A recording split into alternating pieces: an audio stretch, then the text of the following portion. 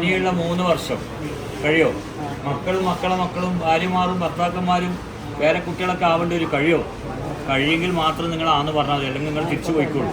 വേറെ നല്ല ഡോക്ടറൊക്കെ കണ്ടാൽ ഇത് മാറും, പോയിക്കോളൂ. അങ്ങനെ അല്ല, മുറിവ് എന്തായാലും ഉണങ്ങും.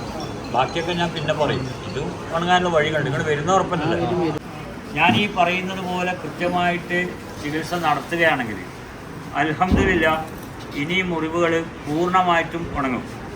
ഞാനാ പറയുന്നത്, ഉറപ്പന്നല്ലേ? എന്നാൽ ഇനി മാറിയെന്ന് ഉറപ്പിച്ചോട്ടോ. ഇങ്ങോട്ട്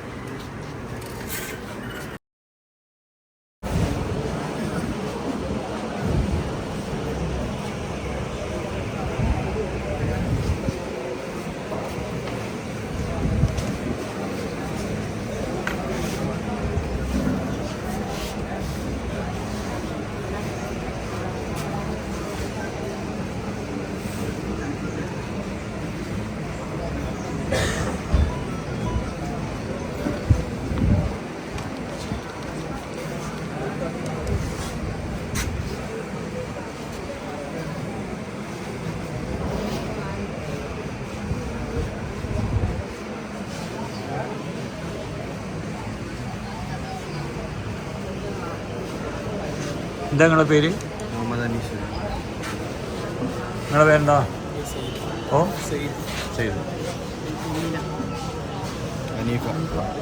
അനീഫ. എന്താ ശരിക്കും ഇവരെ കാലിൽ സംഭവിച്ചത്?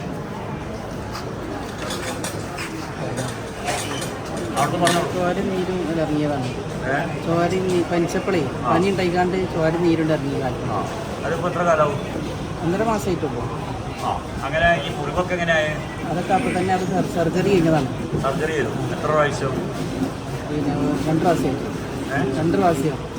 ആദ്യം ചെയ്തത് 5-6 ചെയ്തത്. പിന്നെ അതിൻ്റെ ഹോസ്പിറ്റലിലാണ്. ഹോസ്പിറ്റലിൽ ചെയ്തു. അതിൽ 4-5 ചെയ്തു. 4-5 സർജറി ചെയ്തു. പിന്നെ ഒരാഴ്ച കഴിഞ്ഞപ്പോൾ പിന്നെയും പിന്നെയും ചെയ്തു. ഇപ്പം എത്ര സർജറി ടോട്ടൽ ചെയ്തു? 7 സർജറി ചെയ്തു. ഇപ്പോൾ ശരിക്കും ഡോക്ടർ എന്താ പറയുന്നത്?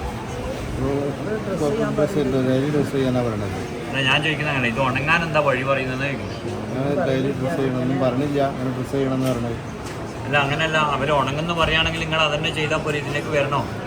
പോക്ക് കൂടുകയാണ്, പോക്ക് കൂടി വരികയാണ്.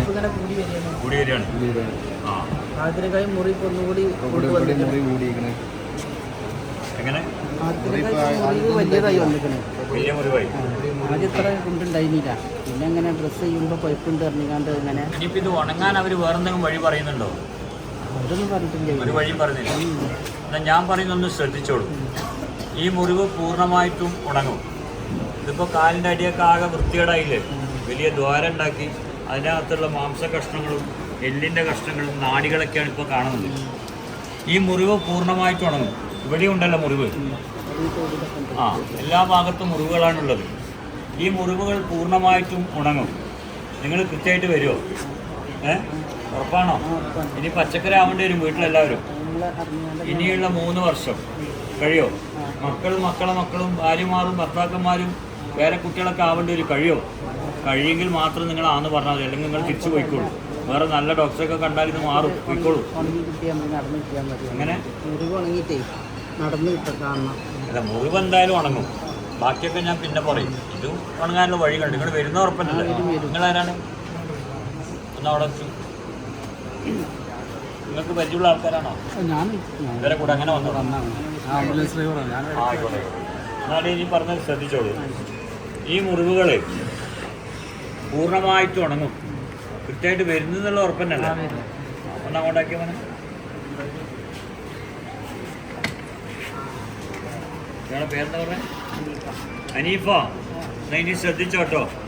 നിങ്ങൾ കൃത്യമായിട്ട് ഈ ചികിത്സ ചെയ്യാൻ തയ്യാറുണ്ടെങ്കിൽ, ഞാൻ ഈ പറയുന്നത് പോലെ കൃത്യമായിട്ട് ചികിത്സ നടത്തുകയാണെങ്കിൽ അൽഹംദുലില്ലാഹ് ഇനി മുറിവുകൾ പൂർണ്ണമായിട്ടും ഉണങ്ങും. ഞാനാ പറയുന്നത്, ഉറപ്പന്നല്ലേ? എന്നാൽ ഇനി മാറിയെന്ന് ഉറപ്പിച്ചോട്ടോ. ഇങ്ങോട്ട്